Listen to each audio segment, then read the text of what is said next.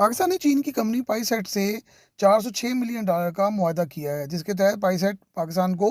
20 satellite बनाने में technology फराहम करेगा और टेक्नोलॉजी ट्रांसफ़र भी करेगा। और ये टेक्नोलॉजी पाकिस्तान की फ़ौज को बराह रास्त फ़ायदा देगी और इनके सैटेलाइट्स जो हैं वो उनसे मुंसलिक होंगे। नई आर्मी रॉकेट फोर्स कमांड को मिसाइलों के हदफ के लिए मुकम्मल सहूलतें फराहम करेंगी। तमाम सर्वेलेंस का जो निज़ाम है वो इन्हीं सैटेलाइट्स के थ्रू चलाया जाएगा। वैसे दुनिया का जदीद तरीन निज़ाम है जो INSSRA जो है वो सैटेलाइट टेक्नोलॉजी पर काम करते हैं और जो सैटेलाइट के जाल के ज़रिए काम करते हैं, जिनके सैटेलाइट जो है खला में 250 से 400 किलोमीटर बुलंदी पर मुख्तलिफ जगहों पर खड़े होते हैं और वो इतनी तेज़ी से ऑर्बिट में घूम रहे होते हैं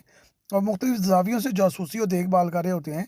कि किसी भी फायर होने वाले मिसाइल या प्रवास करते हुए तैयारे को फौरी तौर पर रियल टाइम में जो है वो ट्रैक कर लेते हैं और मुखालिफ तैयारे मिसाइल ज़मीनी जगहों का नक्शा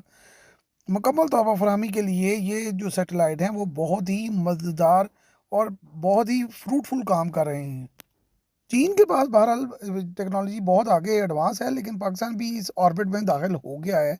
और ये टेक्नोलॉजी 24 घंटों में किसी भी मूवमेंट का हर वक्त पता देगी, इलाकों की हर वक्त देखभाल करेगी, इलाकों पर हर वक्त रद्द-ए-अमल के लिए ये टेक्नोलॉजी दुनिया के मौसर तरीन टेक्नोलॉजी कहलाती है। तो इसलिए ये पाकिस्तान का जो रिस्पॉन्स टाइम है, सर्वेलेंस का टाइम और जो रिस्पॉन्स मिसाइल फायर करने का जो सिलसिला है, वो सारे का सारा इन्हीं सैटेलाइट्स के ज़रिए कंट्रोल होगा।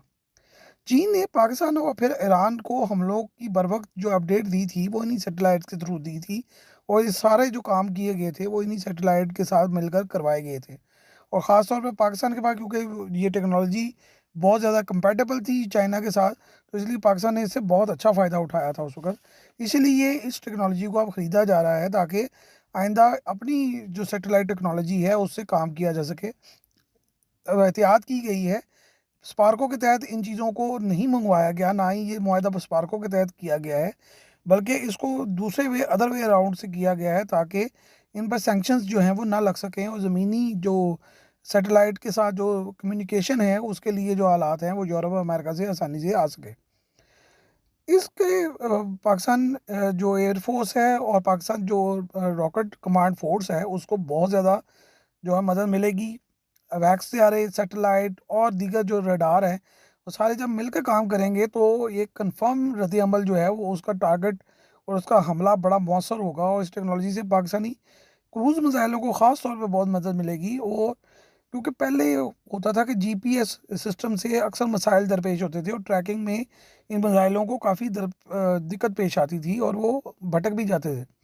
लेकिन अब ऐसा नहीं है। उनको ट्रैकिंग के लिए सैटेलाइट जो है वो हर वक़्त बता रहा होगा कि वो किस तरफ जाएँ और उनकी स्पीड और ऊपर-नीचे होने का और मोड़ने का जो सिलसिला है, उसमें बहुत ज़्यादा एक्यूरेसी आ जाएगी और इस वजह से वो टारगेट पर जाकर एग्ज़ैक्ट जो है वो फायर कर सकेंगे।